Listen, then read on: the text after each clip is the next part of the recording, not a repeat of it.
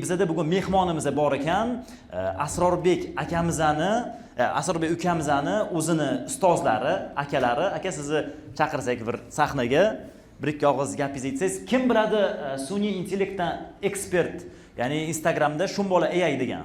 Hech ko'rganlar bormi? Shumbola AI akamizni o'zlari hozir bitta-ikkita gaplari bilan ozgina bo'lishsa, men o'zim kelishini bilmagandim, hozir birinchi qatorda nechayni ko'rib qoldim ko'zim tushib.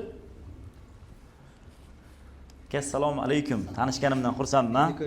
Endi ko'rishyapmiz aka. Yaxshimisiz? Sirazi mikrofonni qo'lingizga ushating aka. Assalomu alaykum hammaga. Endi mening gapim yo'q edi, gapiradigan o'zi to'satdan chaqirib qolishdi. Savol bo'lsa, bironta sun'iy intellekt bo'yicha men javob beraman. Aka, men savol berdim. Sun'iy intellekt bo'yicha yaqin kelajakka 1 yilga nima deya olasiz? Qaysi darajagacha chiqish ehtimoli bor? O'zi ko'pchilik menga savol beradi. Masalan, 1840-yillardan keyin elektr paydo bo'lganda, tok birinchi tok paydo bo'lganda, uzoqdan olib kelaman, qanaqa tushunishlar uchun. Hamma elektr uyga kelganda mana biz elektr ixtiro qildik, ishlatsak bo'ladi deganda hamma nastrojen qaraydi, nastrojen degan qo'rqqan xullas. Bizga nima kerak? Bizga nima kerak degan, ya'ni bundan faqat opasiya bor ekan, ya'ni bizda elektr bo'lgan yo'q birinchidan uyimizda. Ikkinchidan bu tok bo'lsa uylarimiz yonib ketadi deb qo'rqamiz odamlar. Bora bora mana shu hozir elektrga o'rgandik, endi bu bizning hayotimizni juda ajralmas bir qismiga o'tdi. Ikkinchi foyda shuni aytmoqchimanki, elektr kirgan paytda hayotimiz, odamlarning hayoti juda qara o'sishga boshladi. Chunki masalan oldin Sirtmoy bo'lishga boshladi. Oldin masalan bironta uy qurish kerak bo'lsa, hatto bino qurish kerak bo'lsa, chista fizik kuch kerak bo'lgan. Masalan, bir uyni qurish uchun 30 ta odam kerak bo'lsa, 30 ta odam hech qanday texnika bo'lmagan. Bu boylar elektr kelganda mana shu progressni oshiryapti, mana gapni oshiryapti. Chunki shu elektr priborlar paydo bo'lgandan keyin, mana ekstralar hamma paydo bo'lgandan keyin elektr ishlaydigan zaharimizni oshiryapti. Mana shu nastrojenlar, qo'qon boshqa qariyalar baribir majbur bo'ldiki elektr tomon yurishga. Bu birinchi perelomniy moment bo'lgan. Ikkinchi perelomniy momentimiz internet kirib kelgan hayotimizga. Bizda kirsanmi, o'zim yoshligimda eslayman, yoshligimdan kompyuter qilsam, hamma meni so'kadi. Bo'lmaydigan kasb, yo'q, men ismaydi. Hamma qiziqadigan so'rasam bo'ladi. Mana shu internet kirib kelganda perelomniy moment bo'lgan. Ana shu kirgan paytda odamlar tushungan shu internetda kelajak, mana shu o'rganish kerak deb kompyuterga o'zini shu tomonga burganlar, ana shu paytda biznes qurganlar, boshqa bo'lganlar hammasi pikka chiqqan. Boshqa startga kirgan odam o'z doim yutadi, qo'yilmasdi. Mana shu sun'iychilik uchinchi yil. Buni o'sha sun'iychilik yurganlar tushunadi. Hozir perelomniy moment, xuddi shunaqa elektrga o'xshab kirib kelyapti va bu xohlasak xohlamasak baribir o'ziga o'tadi. Ertaga busiz yashay olmaydigan bo'ladi. Bu hamma nimamiz kirib keladi. O'sha mana Amerikalarda oilalarda oshxonalarda o'sha robotlar ishlash boshladi. Sotib oladi. Biz haliga uyda pilisos buzilib qolsa, ayolimiz ko'rsatsa ishlamay qoldi deganda kirib keladi. Bu jarayon bizga ham kirib keladi.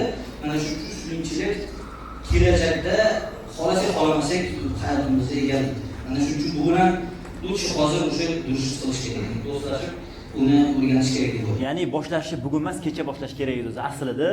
Shundan do'stlar, aytganimdek hozirgi kunda serial yasash ham, kino yasash ham muammo emasda. Oddiy klaviaturani bosib, ya'ni prompt berib olsiz, zadacha menga mana shu serialni yasamoqchiman. Hozirgidek ChatGPTga zadacha berib olsizda, menga unga prompt yozib ber. Ya'ni ssenariyni tuzib ber. Hozir unaqangi zamon emasda o'tirib olib ssenaristlarni oldirib ssenariydan bayonlar tuzishchi, hamma sizga sun'iy intellekt. Bitta odamni o'zi kuchi yetadi, bitta kino chiqarishga. Da ozgincha muddat ko'proq cho'zilishi mumkin tam. 1 oyga cho'zilishi mumkin bitta kino chiqarish sizga.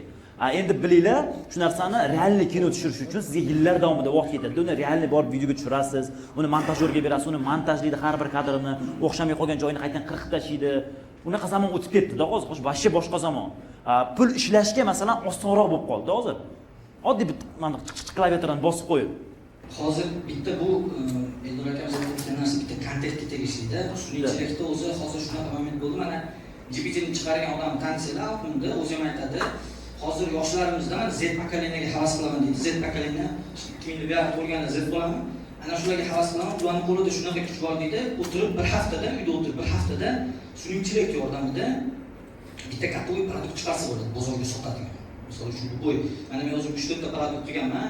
bolalarimizni osonroq o'qish uchun bolalarni o'qitadigan produkt va hamma bunaqa suyunchilikdan bitta joyga yig'adigan produkt. Ana shularni hammasini suyunchi o'zi dasturchiman, lekin demoqchiman, oldin bunaqa ishlarni qilishimga menga oylar vaqt ketgan bo'lsa, hozir mana shu 3 ta produkt yurgizgan bo'lsam, jo'rasini umumiy produkt yurgizish uchun menga taxminan 1 oycha vaqt ketdi.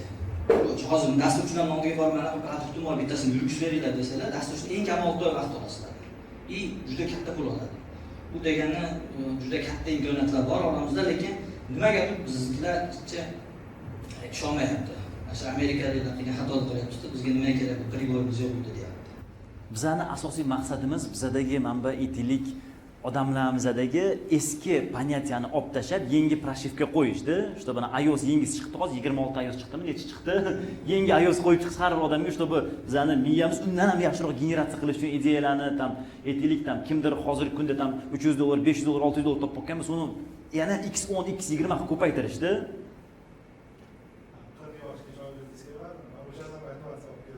Da, yo'q, bugun bilmadim. Lekin chaqirmabmiz ham, yo'q. Onlayndan edi u. Onlayndan kelib turib, kuni aka qo'shib bering deb o'zlari kelgan. Yo'q, u bitta aka yosh chegara yo'q-da.